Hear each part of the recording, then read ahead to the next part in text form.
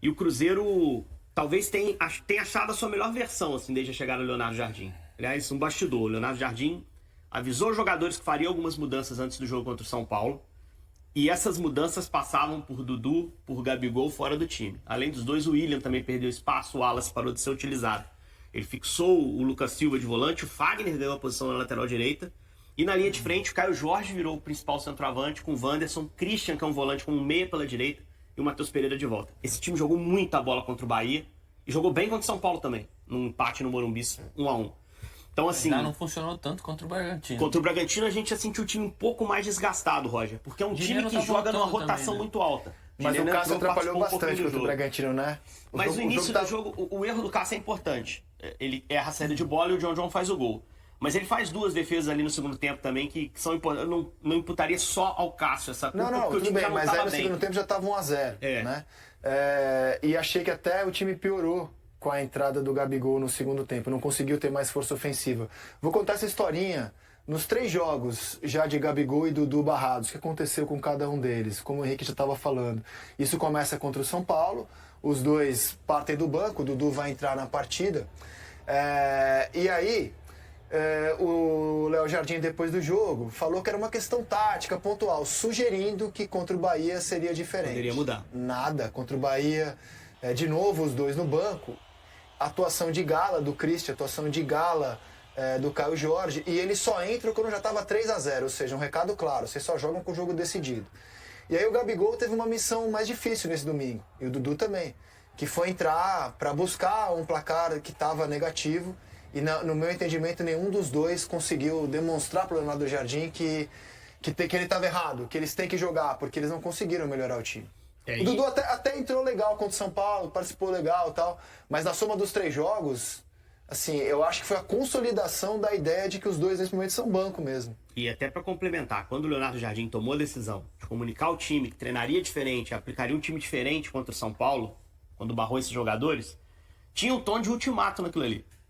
Se o time não virar essa semana com essa tentativa que eu vou fazer, talvez eu não seja o cara para estar aqui. Ele falou isso na coletiva. Mas a informação é que internamente também, talvez o Leonardo Jardim pedisse para sair do Cruzeiro. Porque ele sentia que ali não estava tendo respaldo do grupo de alguma forma e as mudanças não estavam surtindo efeito. A boa notícia é que surtiu um enorme efeito. Porque a gente sabe que o Pedro Lourenço, que é o proprietário da SAF do Cruzeiro, adora o Leonardo Jardim, pessoalmente, e o trabalho dele, e confia muito nessa mudança de agora para reagir o time.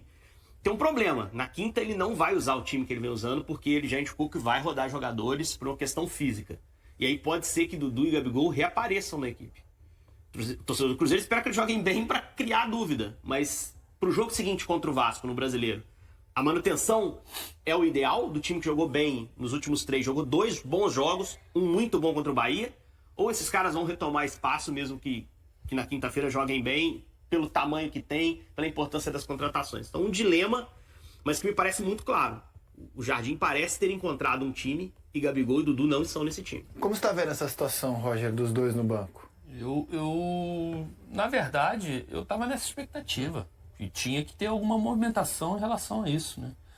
Não dava para acumular resultados negativos, resultados vexatórios e você não ter um posicionamento firme em relação a modificações.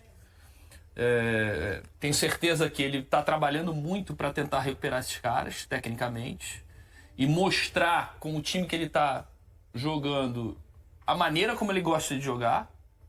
E aí isso é um recado, né, para o Gabriel e para o Dudu: olha, é essa maneira que eu gosto de jogar.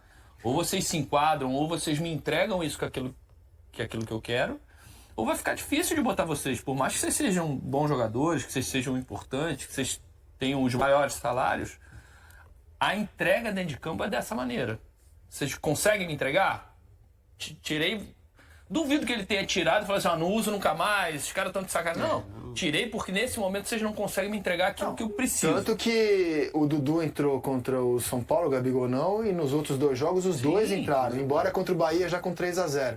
E queria te perguntar o seguinte: não é muito cedo pro Gabigol, aos 29 anos, já ser visto como um jogador que não te entrega intensidade? Porque essa é o senso comum, né? Não, o Caio Jorge, ele entrega intensidade, velocidade, ele toca na frente do zagueiro, não chega. Não é muito cedo para o Gabigol ser visto assim como um jogador que não entrega isso? Então, eu estava falando com o Henrique isso no camarim ali. O Gabriel, não sei se essa paixão dele com a bola tá acabando. Porque para você jogar futebol, você tem que ser apaixonado. Para você entregar tudo isso, alma, força, físico, técnica, você tem que ser um cara apaixonado por bola, por jogar futebol. E aí eu não sei se essa paixão dele já se foi, ou se ele tem outras coisas que ele tá mais apaixonado, o que ele gosta mais, o que ele se realiza mais, e isso tá meio que segundo plano. Eu acho que esse é o principal ponto que eu consigo enxergar, porque é isso, 28, 29 anos, é auge físico. Acabou de assinar um contrato longo com um clube com camisa enorme. Gigantesco, um clube apaixonante, uma cidade gostosa de viver, um torcedor que te abraça, que te dá carinho. O que falta para esse cara? E é isso, um questionamento que já vem de 2 anos para trás. Ele tem tudo no Cruzeiro para poder provar que, não, olha, aqueles questionamentos aconteceram, realmente passei um período ruim. E é normal numa carreira de cara que começa muito cedo, 16, 17 anos, já tem quase 15 anos de carreira. Não são 15 de altos nem 15 de baixo. Você, começou bem pra caramba no Santos, aí teve no Inter, no Benfica, deu uma caída ali, um ano mal. Aí volta no Flamengo, faz 4, 5 anos espetaculares. Aí passa um ano ruim de novo no Flamengo, alguns motivos para acontecer, retoma de novo.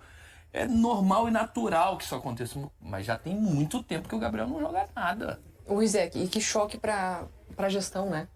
Porque todo o investimento que o Cruzeiro fez apostando em jogadores de muito nome, né, de muito peso, e bons jogadores, agora a saída deles que está fazendo com que o Cruzeiro consiga, né, não só Gabigol e Dudu, mas a saída do Wallace também, que era um jogador com uma expectativa gigantesca, mas são jogadores que não entregam essa intensidade e mostra muito, né, o que o futebol pede hoje. Tem que competir, tem que executar em campo aquele trabalho chato que o treinador pede. Se não fizer, não vai conseguir sustentar o jogo. E é por isso que o presidente e dono do Cruzeiro está tão encantado com o Leonardo Jardim, porque ele considera que o Leonardo Jardim apresentou para ele essa realidade. Apresentou para ele essa realidade, exatamente. Ele falou, precisou vir alguém de fora para falar que eu tava fazendo umas coisas erradas aqui. E não acho que a culpa eu não acho que o presidente ele tem que saber tudo isso que eu tô falando. Ele tem que estar assessorado de pessoas que entreguem para ele esse conhecimento. Por isso que eu acho que ele ficou tão encantado com o Léo. Alguém me trouxe esse conhecimento que eu não sabia. E aí tem um conflito também de interesses, né? Será que o Jardim falou assim, vem cá, quem fez esse tipo de contratação? Quem pagou esse caminhão de dinheiro? Não, o Pedro Lourenço já falou abertamente, fez críticas abertas. Exatamente. Se eu chego aqui um mês antes, 2 meses antes, e consigo montar esse grupo com o dinheiro que você disponibilizou, a gente teria... Mas isso foi avisado, né? Quando começou a ventilar Gabriel, Dudu... Era muita gente para recuperar. É uma aposta muito grande. Eduardo, Cássio, Fagner, estavam todos no banco. Dudu no banco do Palmeiras, Gabigol no banco do Flamengo, jogou na reta final de Copa do Brasil, Eduardo no banco do Botafogo, Fagner no banco do Corinthians, Cássio no banco do Hugo. Agora, são nomes midiáticos.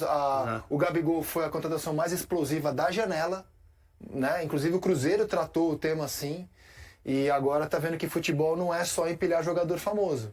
É muito mais... Se fosse, qualquer um fazia, né? E só 2 do Leonardo Jardim. Na última entrevista coletiva ele falou sobre isso. Assim, olha, tô 3 meses no Brasil, parece que é 1 ano já, assim, e eu não pude nem trabalhar na janela de transferências. A sensação é que a janela do meio do ano vai ser muito norteada pelo treinador e o Pedro Lourenço está disposto de novo a fazer injeção de investimento. E sobre o Gabriel, o Jardim disse que é fã do cara. Eu sou fã dele desde o Flamengo. Só que eu entendo que ele é um segundo atacante. Gabriel, para ser o 9, não é o ideal para ele.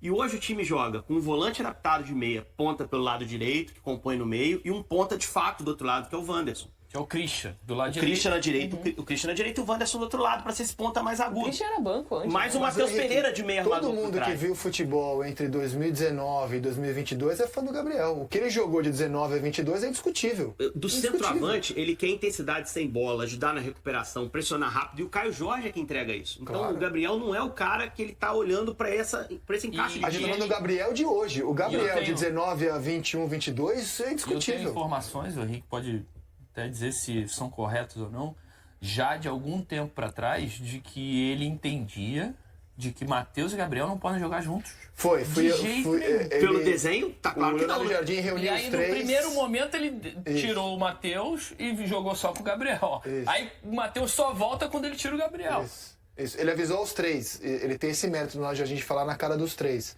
Dificilmente vocês vão jogar juntos. Ele avisou logo de cara. Mas vamos ver. Foi dando um tempo, 3 tentou. quem? O Matheus, Dudu e Gabriel. Ele teve essa conversa com os 3.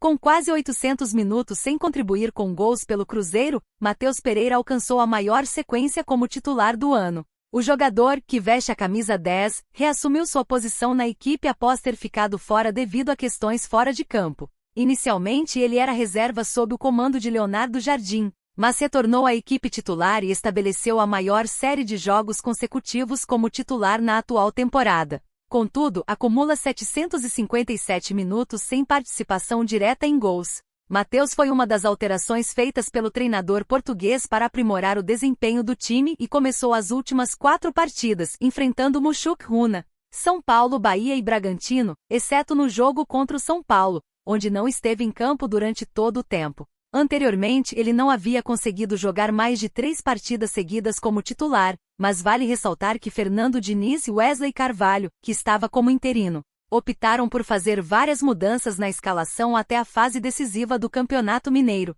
A chegada de Leonardo Jardim coincidiu com problemas extracampo que afetaram a presença de Matheus Pereira na equipe. Primeiramente, ele esteve perto de ser negociado com o Zenit e, posteriormente, perdeu jogos em que o time jogou fora de Belo Horizonte, União de Santa Fé e Internacional devido ao nascimento de seu filho. Após o nascimento de seu filho na primeira semana de abril, Matheus ficou totalmente disponível e não saiu mais do time. Desde então participou de 395 dos 418 minutos jogados pelo Cruzeiro, exceto na reta final do jogo contra o São Paulo, quando foi substituído por Eduardo. Matheus teve momentos positivos durante essas partidas e recebeu elogios de Leonardo Jardim por seu desempenho sem número à bola, especialmente na vitória contra o Bahia. Entretanto, ele não marca ou assiste a um gol a 10 jogos. Sua última contribuição direta em um gol foi na vitória de 4-1 sobre o Itaberito, na fase inicial do Campeonato Mineiro, onde deu assistência a Marquinhos. Isso representou sua única participação em gols em jogos oficiais na temporada atual. Durante a pré-temporada, ele marcou em um amistoso contra o São Paulo. O jogo contra o Itaberito ocorreu em 30 de janeiro, há cerca de 3 meses. É importante lembrar que, além das ausências de Matheus Pereira, o Cruzeiro também ficou mais de um mês sem jogar após ser eliminado do Campeonato Mineiro. No ano passado, Matheus Pereira foi o destaque do Cruzeiro, acumulando 15 assistências e 11 gols na temporada, liderando ambos os rankings. Até o momento, ele tem 13 jogos nesta temporada. Em 2024, nesse mesmo período, havia contribuído com 6 assistências e 1 gol. E aí, galera? O que acharam? Deixem nos comentários. Não se esqueçam de deixar o like e de se inscreverem no canal e acionar o sininho para receber as notificações. Até mais, Nação Celeste! Vamos pra frente!